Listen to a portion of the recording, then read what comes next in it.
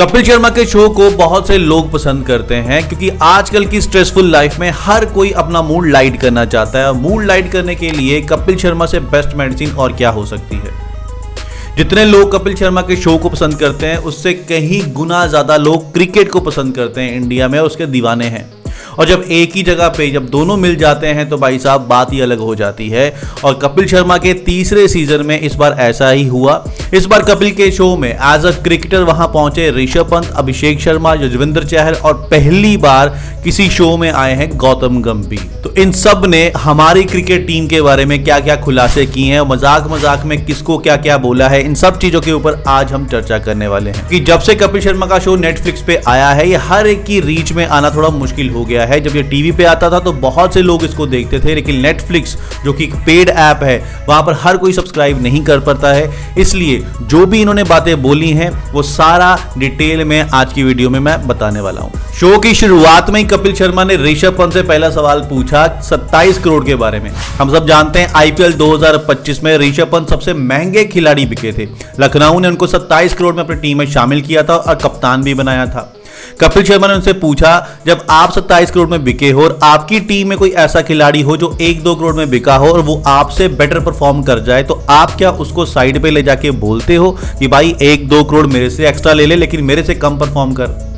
अब ऋषभ पंत तो ठहरे ऋषभ पंत, जैसे वो मैदान में आगे बढ़कर एक हाथ से छक्का मारते ना, यहां पर भी उन्होंने वैसा ही किया। उन्होंने कपिल शर्मा को नेले पे दहला दिया। उन्होंने कहा जब आप स्टेज पर कॉमेडी करते हो और आपके को एक्टर आपसे बेटर कॉमेडी कर दें तब आप क्या करते हो।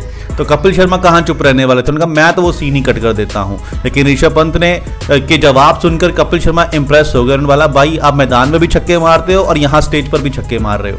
फिर कपिल शर्मा ने ऋषभ पंत की कीपिंग के बारे में भी पूछा कि जब आप कीपिंग कर रहे होते हो तो आपका जो आवाज है या आप बॉलर्स को गाइड करते हो, उसको कहते हो कि यहां गेंद करवा और बॉलर वहीं गेंद करवाए और उसको स्कोर पड़ जाए, तब ड्रेसिंग रूम में जाकर क्या बॉलर कहता है कि भाई मैंने जो गेंद डाली थी वो ऋषभ पंत के कहने पर डाली थी।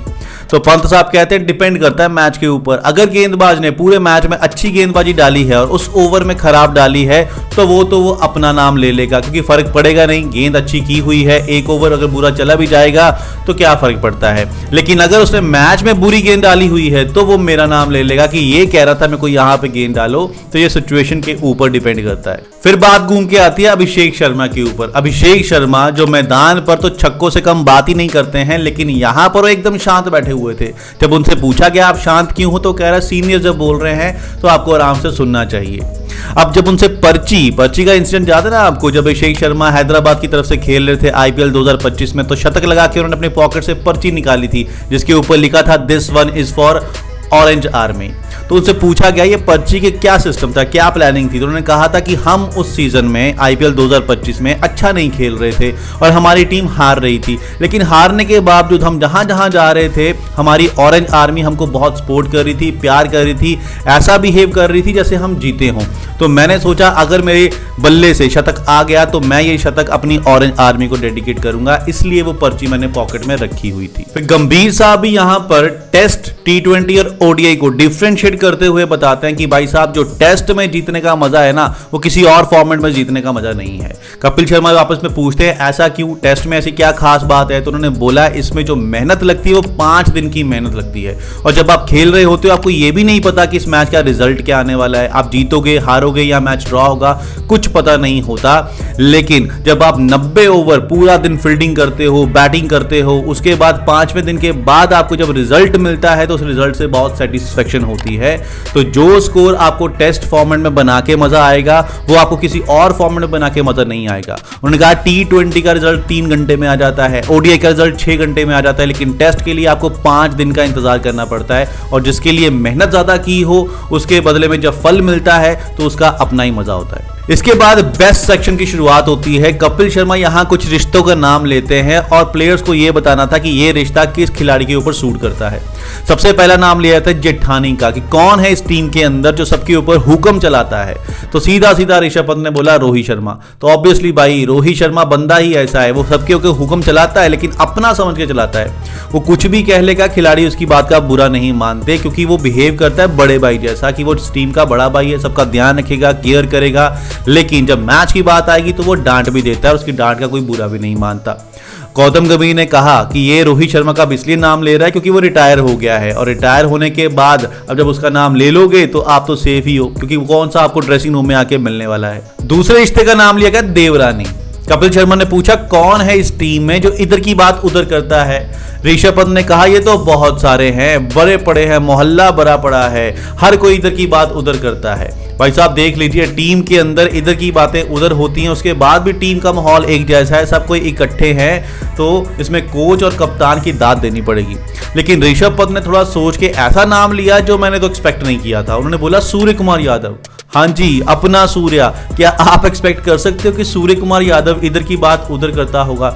इतना शरीफ सा बंदा, मुझे तो लगता है कुछ बोलता ही नहीं होगा, अपनी बल्लेबाजी करता है, च्युइंगम चबाता है और फिर वापस जाके बैठ जाता होगा। लेकिन ऋषभ ने सूर्य का नाम लिया कि सूर्य कुमार भी इधर की बातें उधर करता है। तीसरा रिश्ता था दामाद, कि कौन है इस टीम के अंदर जो बहुत ज्यादा डिमांडिंग है, बात बात पर चीजें डिमांड करता रहता है। तो यहां पर खिलाड़ियों ने तो नहीं बोला, उससे पहले ही बाहर बैठी अर्चना पूरन सिंह ने बोल दिया कि इसका आंसर मैं दूंगी, मुझे लगता है दामाद जो होगा वो हार्दिक पांड्या होगा।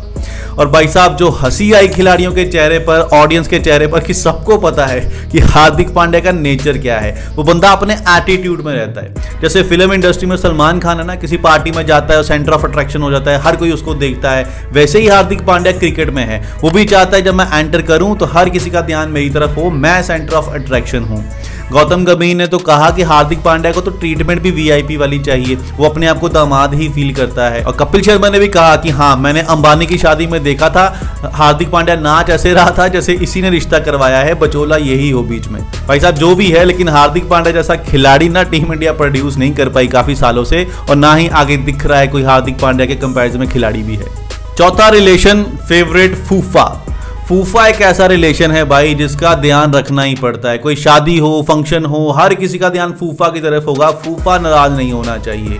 और यहां पर कपिल शर्मा ने पूछा टीम में फूफा कौन है जो बात बात पे नाराज हो जाता है। और यहां भी एक अनएक्सपेक्टेड सा आंसर सुनने को मिला। चहल ने बताया कुलदीप यादव।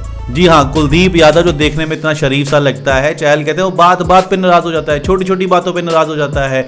अब ये शो देखकर भी वो नाराज हो जाएगा, उसको जाके मनाना पड़ेगा। भाई क्या आपने एक्सपेक्ट किया था कुलदीप यादव ऐसा होगा? मैंने तो बिल्कुल नहीं किया था। और आखिर में बात आती है जीजा की, कि इस टीम का जीजा कौन है जो कभी खुशी नहीं होता, उसके लिए जितना मर्जी करते रहो वो कभी भी खुश नहीं होगा। तो ऋषभ पंत ने कहा जसप्रीत बुमराह इस टीम का जीजा है। जी हाँ, मतलब वो कभी खुश ही नहीं होगा। कपिल शर्मा ने बोला अगर वो 5-6 विकेट निकाले तब भी खुश नहीं होगा। बोला हाँ, तब थोड़ा बहुत खुश हो जाता है, लेकिन उसको खुश करना बहुत मुश्किल है। वो हमेशा ऐसे ही रहता है जैसे कुछ हुआ ही नहीं है, नॉर्मल सिचुएशन में रहेगा, कभी दिखाएगा नहीं, ओवर एक्साइटेड नहीं होगा कि हाँ मुझे आज बहुत खुशी हो रही है। तो ये शो देखकर मुझे तो बहुत मजा आया भाई साहब। अगर आपने भी ये शो नहीं देखा है तो मेरी ये वीडियो देख लीजिए, आप समझ जाएंगे किसने क्या क्या बोला है और क्या क्या हरकतें वहां पर की है।